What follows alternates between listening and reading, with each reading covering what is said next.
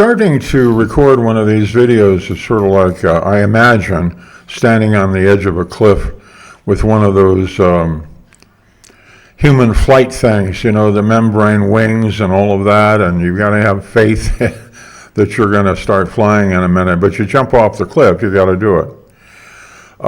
Maybe that has to do with the fact that I started this morning off looking at all these videos about don't lose confidence. You want to be a YouTube creator. Don't lose confidence.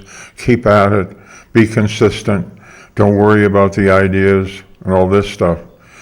And it struck me, this is like some giant psychiatrist's office. The audience participates. I mean, the audience for this participates in it somehow, but it's like a bunch of people have gotten up there. Well, that classic session in group therapy where everybody sits around. There's half a dozen people, maybe 8 people, and one of them tells their story or talks about something that bothers them. The problem they're having right now, and everyone relates to it and comments on it, and hopefully is supportive on a massive scale. I know the purpose here is to encourage entertainers,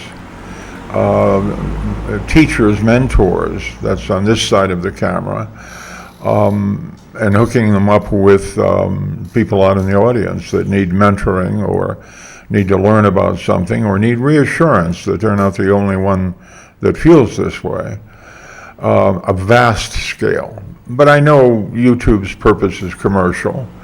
On the way, they do some kind of a giant social experiment or activity, this group therapy thing that there's millions of us involved with. I don't know that the group therapy has an audience. I think everybody participates. I think that's what it is. They watch. I watched YouTube for a long time. I never really thought seriously about putting something up, and I still have those self-questions that the gurus talk about. You know, does anybody care? Do I really have anything important? Am I just another average person trying to be special?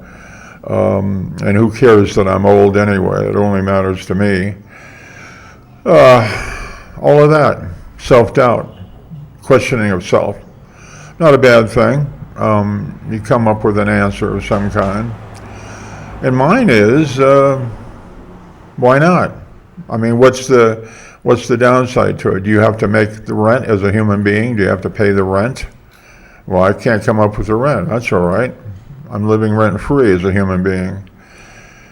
But there's a little bit of overhead. There's a little bit of maintenance to be done. Now, why do I have this jacket on?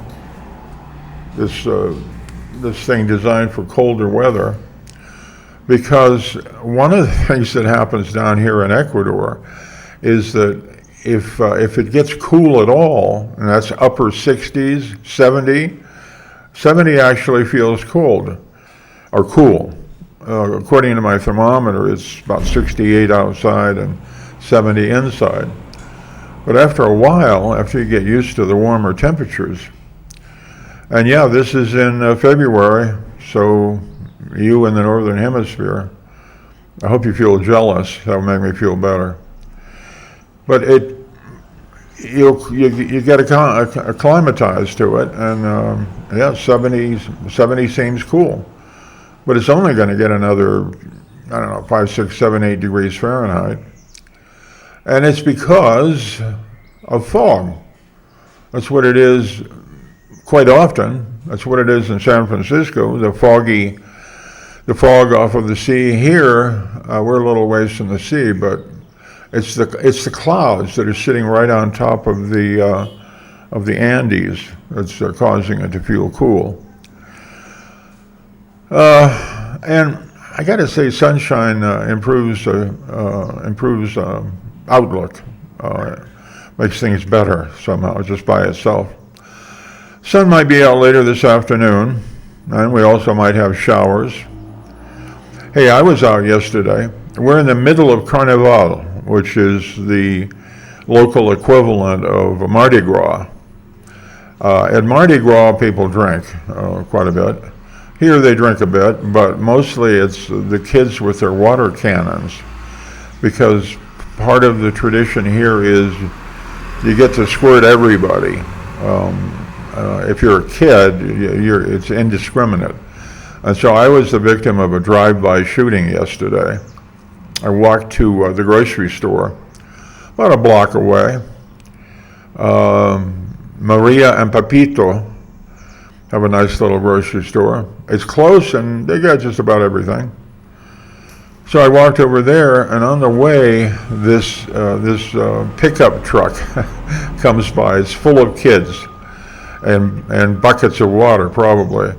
And they've got the what we used to call super soakers, these pump action water guns, and I caught a good one right in my right shoulder, and it was damp for a while, and then it dried out eventually. That's the extent of it. The heavy weapons are the foam shooters, and I'm glad I didn't get any of that. A friend of mine that rode a horse in the parade, we have a stable about a block from here. This is fairly rural.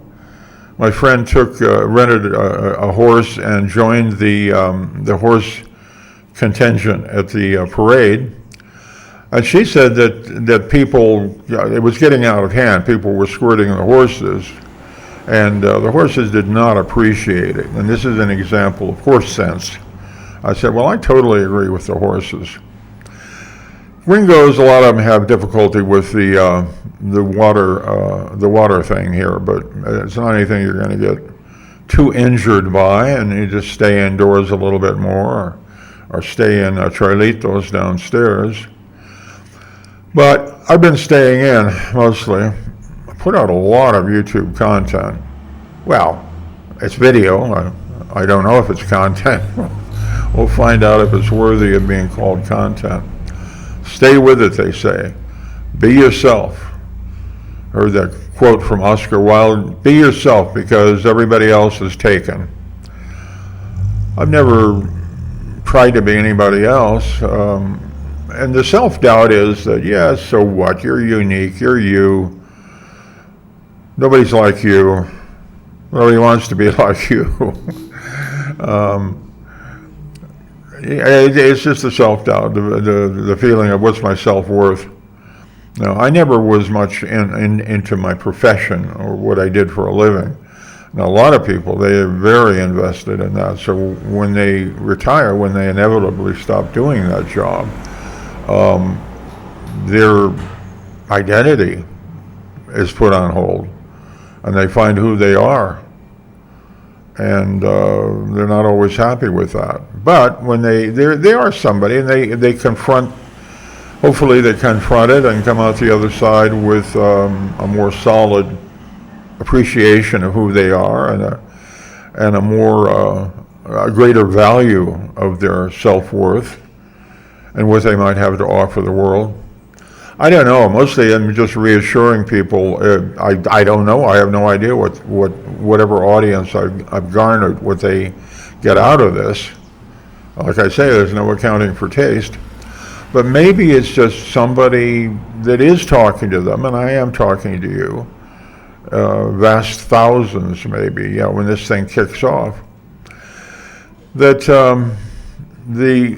the individual is an isolate. I think that's correct. They are isolated. They are on a small island of self in a sea of 8 billion other selves. And it's the position that we're all in, but we're all united in the similarity we have. We're united in our agreement on objective reality, mostly. There's exceptions. So I hope you're doing all right. And if somebody's beaten down on you, like the whole society, it seems, just roll with the punches, because they don't really see you. You see you. Take a good look at yourself. Appreciate yourself. Self-love is not a bad thing. Everybody else, it'd be better if they hated you, wouldn't it? If they're indifferent, that's what really hurts. But appreciate yourself, have confidence in yourself, and build up your inner strength, because it's you against the world. And they'll respect that. And you'll change. Everything we have is inside our own heads.